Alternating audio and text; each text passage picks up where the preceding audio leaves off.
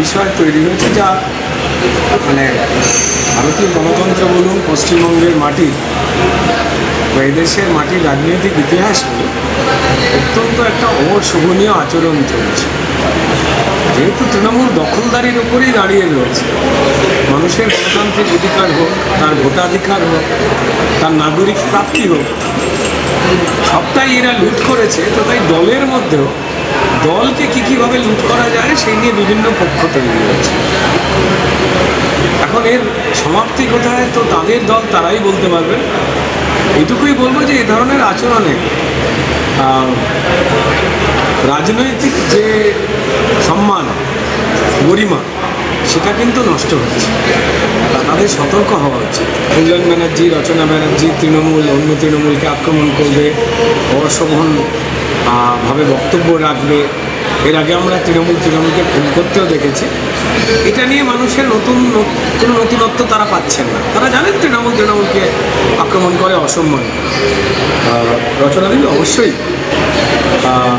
অমিতাভ বচ্চন তার সঙ্গে অভিনয় করেছেন, কিন্তু তার আগেও জয়া ভাদুরী বলুন, মৌসুমী চ্যাটার্জি বলুন,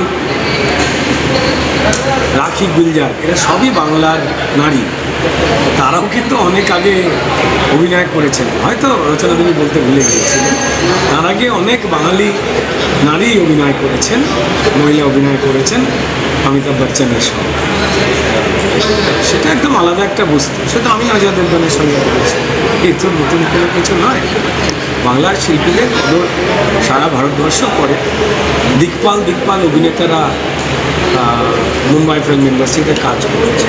কিন্তু যাই হোক, যে প্রসঙ্গে উনি এই বক্তব্য রেখেছেন, এটি কলকাতার বহুতলে থাকবার ক্ষেত্রে নাম ব্যবহার করেছেন।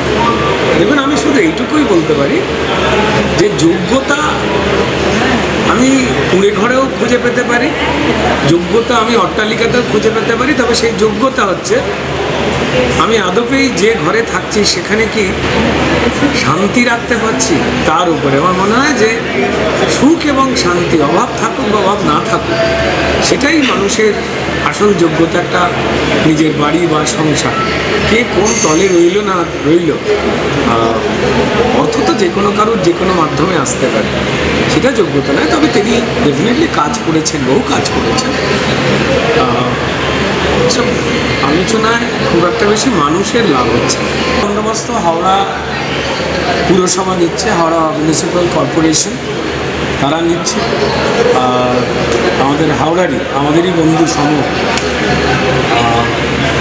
Municipal corporation and urban development প্রতিমন্ত্রী রয়েছেন উমেশ রায়।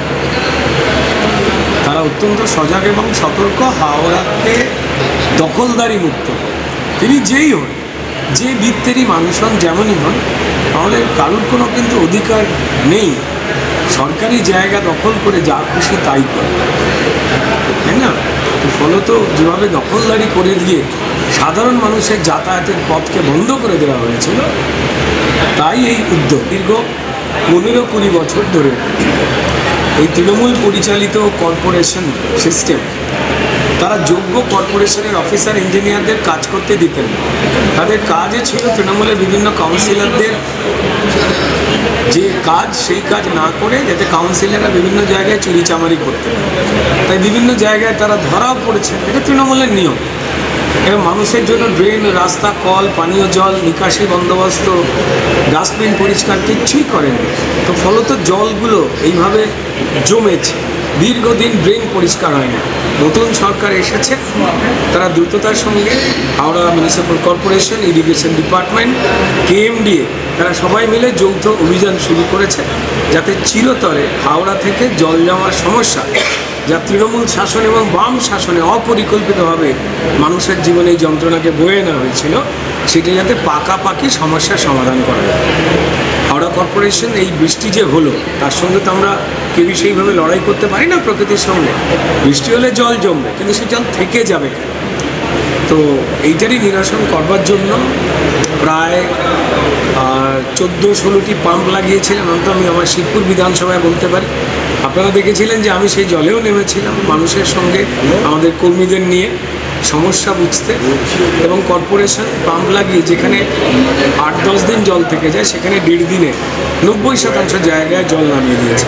সেই পুরো বন্দোবস্তটা চলছে, উইদিন ফিউ ডেজ এটা ক্লিন হয়ে যাবে, আর পাকাপাকিভাবে সমস্যা 1-2 বছরের মধ্যে পুরো পরিকল্পনা করে ফেলা হবে।